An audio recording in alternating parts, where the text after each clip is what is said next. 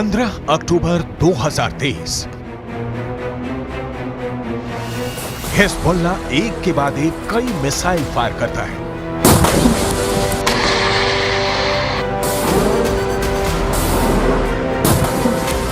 पहला हमला, टावर उड़ गया। दूसरा हमला, रेडार तबाह हो गया।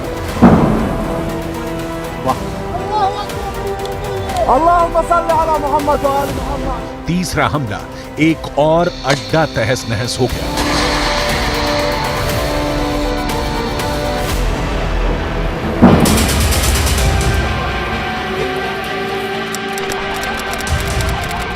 ये जगह है लेबनान और इजराइल के बॉर्डर पर शीबा फार्म्स का इलाका। दुनिया के सबसे खतरनाक बॉर्डर्स में से एक।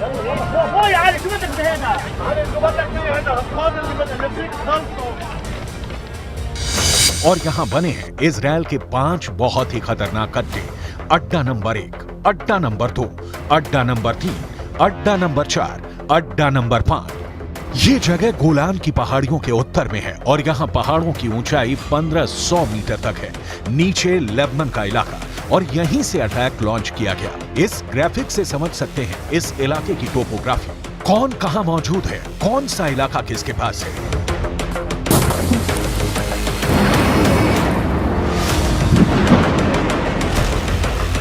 अब यहां क्या हुआ, बहुत गौर से देखिएगा।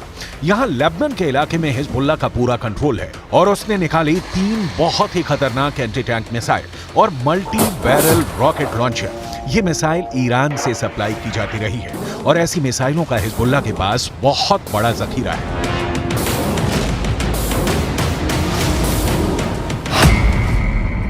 हिजबुल्लाह ने 3 तरह की एंटी टैंक गाइडेड मिसाइलें इस्तेमाल की। ये है कॉर्नेट, इसकी रेंज 5 किलोमीटर तक है। ये रूस की मिसाइल है, लेकिन अब ईरान इसका देसी वर्जन देहलाविया तैयार कर चुका है और ऐसी बहुत सी मिसाइल अब हिजबुल्लाह के पास है। दूसरी है BGM-71 टो anti tank guided missile. Range है 3.5 किलोमीटर। यह अमेरिका में बनी मिसाइल है, लेकिन अब इसकी नकल ईरान तैयार कर रहा है और इसने हिजबुल्लाह को सप्लाई की है। तीसरी है 85 कॉनकोर्स, रेंज 4 किलोमीटर। यह भी रूस ने बनाई है और अब ईरान में ये तोसान नाम से तैयार की जा रही है। तीनों मिसाइल बहुत ही घातक हैं और जिस तरह से इन्होंने इजराइल के अड्डे उड़ाए हैं, उससे ये बात साबित हो जाती है। हिजबुल्लाह का दावा है कि उसने ये हमला लेबनान में इजराइल के हमले के जवाब में किया। इजराइल के हमले में एक पत्रकार की मौत हुई है, जबकि कई घायल हुए हैं। इस वीडियो में देखा जा सकता है कि कुछ पत्रकार घायल हालत में हैं और पास ही एक गाड़ी चल रही है। इजराइल पर इस हमले का आरोप लगा है।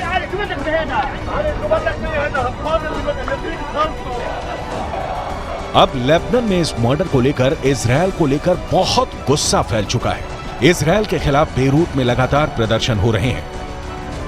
इसी को देखते हुए अब हिजबुल्लाह ने क्या किया है, वो बहुत गौर से देखिएगा।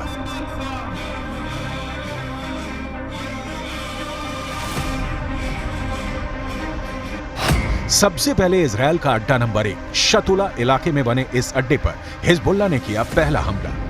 हिजबुल्लाह ने कॉर्नेट मिसाइल से अटैक किया, जो सीधा जाकर इजराइल का एक टावर उड़ा देती है। हिजबुल्लाह की ये रेंज देखकर इजराइल के कैंप में खलबली सी मच गई, क्योंकि निशाना भी बिल्कुल सटीक लगा और टावर पूरी तरह से तबाह हो गया। इसके बाद टारगेट बना इजराइल का अड्डा नंबर 2। ये भी शतुला इलाके में है और यहाँ हिजबुल्लाह ने किया दूसरा हमला। इस बार हिजबुल्लाह ने BGM-71 टो एंटी टैंक गाइडेड मिसाइल का इस्तेमाल किया। अमेरिका में बनी यह मिसाइल इतनी सटीक है कि इसने ठीक रेडार स्टेशन को तबाह किया। ऐसा निशाना देखकर कोई भी दुश्मन डर जाएगा। इसके बाद टारगेट बना इजराइल का अड्डा नंबर 3। यह भी शतुला इलाके के करीब है और यहां हिजबुल्लाह ने किया तीसरा हमला। इस बार हिजबुल्लाह ने concourse anti tank guided missile fire की। रूस की ये वायर गाइडेड मिसाइल भी इजराइल के एक ठिकाने को खत्म कर देती है। इसके बाद चौथे और 5वें अड्डे पर भी हिजबुल्लाह अपनी बाकी मिसाइलों और मल्टी बैरल रॉकेट लॉन्चर से हमला करता है और उनका भी वही हश्र होता है जो बाकी अड्डों का हुआ है। हिजबुल्लाह का दावा है कि इन हमलों में इजराइल को भारी नुकसान हुआ है और उसके कई सैनिक भी मारे गए हैं। צה"ל הגיב בירי והשמיד עמדות חיזבאללה ואת מקור האש. כמו כן, בוצע ירי למוצב צבאי, אין נפגעים, גם שם צה"ל הגיב באש לעבר מקורות הירי.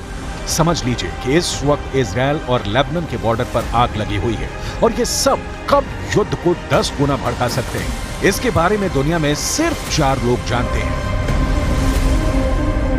पहले हैं इजरायल के प्रधानमंत्री बेंयामिन नेतन्याहू, दूसरे हैं ईरान के राष्ट्रपति इब्राहिम रईसी, तीसरे हैं अमेरिका के राष्ट्रपति जो बाइडेन और चौथे हैं यूरोप से लेकर अमेरिका तक सबको हिला देने वाले रूस के राष्ट्रपति व्लादिमीर पुतिन।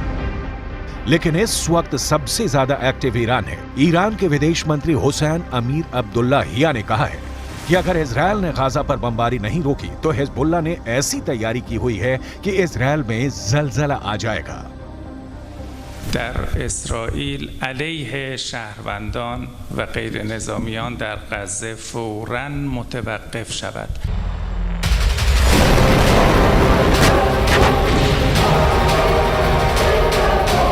ईरान के विदेश मंत्री ने 48 घंटे में वो कर दिखाया है जिसका तेल अवीव से लेकर वॉशिंगटन डीसी तक खौफ फैला हुआ है। इजरायल को लेकर ईरान की वॉर डिप्लोमेसी इस वक्त युद्ध के कई फ्रंट खोल चुकी है। सऊदी अरब के क्राउन प्रिंस मोहम्मद बिन सलमान से ईरान के राष्ट्रपति इब्राहिम रईसी की बातचीत के बाद 48 घंटे में ईरान के विदेश मंत्री ने इराक का दौरा किया, वहां के राष्ट्रपति से मिले। ईरान के विदेश मंत्री ने सीरिया जाकर वहां के राष्ट्रपति से मुलाकात की। हुसैन अमीर अब्दुल्लाहिया फिर लेबनान गए और हिजबुल्लाह की लीडरशिप से मिले। इसके बाद वो कतर आए और वहां के विदेश मंत्री से मीटिंग करने के बाद हमास की लीडरशिप यानी इस्माइल हानिया से मुलाकात की। सवाल है कि क्या 48 घंटे के अंदर ईरान और इजरायल के बीच बड़े युद्ध की तैयारी हो चुकी है?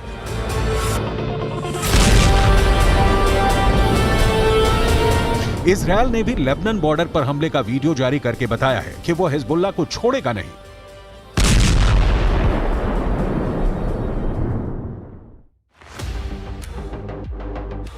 लेकिन अपनी ताकत दिखाने के लिए हिजबुल्लाह ने अपने वीडियो वायरल करने शुरू कर दिए हैं।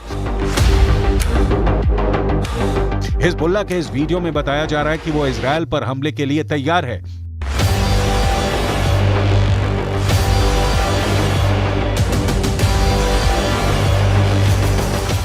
इस वीडियो में हिजबुल्लाह का मैसेज साफ है कि उसका अटैक ऐसा होगा जो इजरायल रोक नहीं पाएगा।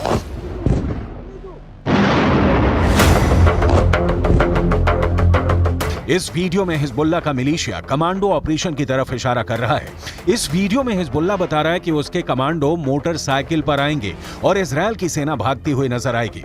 हिजबुल्लाह ने बहुत साफ शब्दों में कह दिया है कि वो इजरायल पर हमला कर देगा।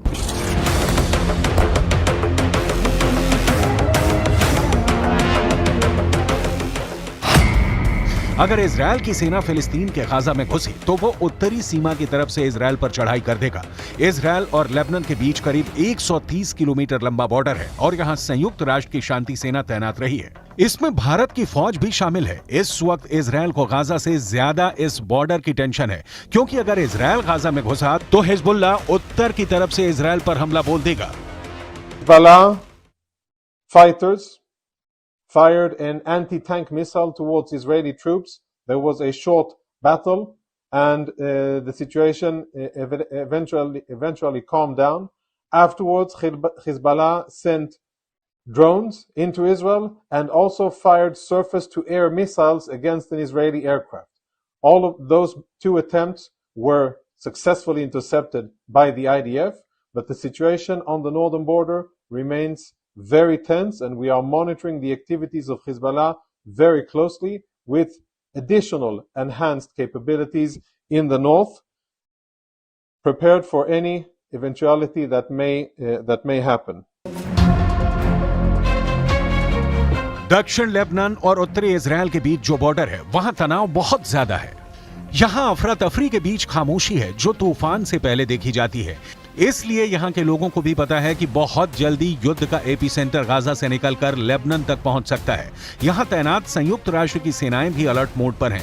लगातार पेट्रोलिंग हो रही है। इजरायल की सेना ने अपना गोला बारूद तैयार रखा हुआ है। तोपों से जो गोले फायर किए जाएंगे वो पहले से ही रेडी मोड पर रखे गए हैं। इजरायल की रिजर्व फोर्स भी आसपास के इलाकों में तैनात की जा रही है।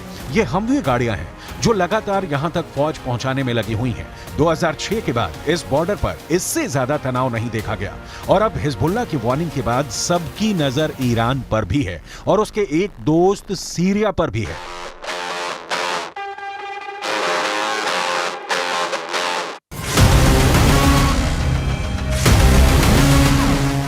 इजरायल के गोलान की पहाड़ियों पर भी टैंक पहुंचा दिए गए हैं। ये जगह सीरिया का हिस्सा था, लेकिन 1967 में युद्ध के बाद इजरायल ने सीरिया के इस हिस्से को अपने में मिला लिया और तभी से यह इलाका इजरायल के कंट्रोल में है। देखा जाए तो इस वक्त पूरे पश्चिम एशिया में युद्ध की चिंगारी पहुंच चुकी है।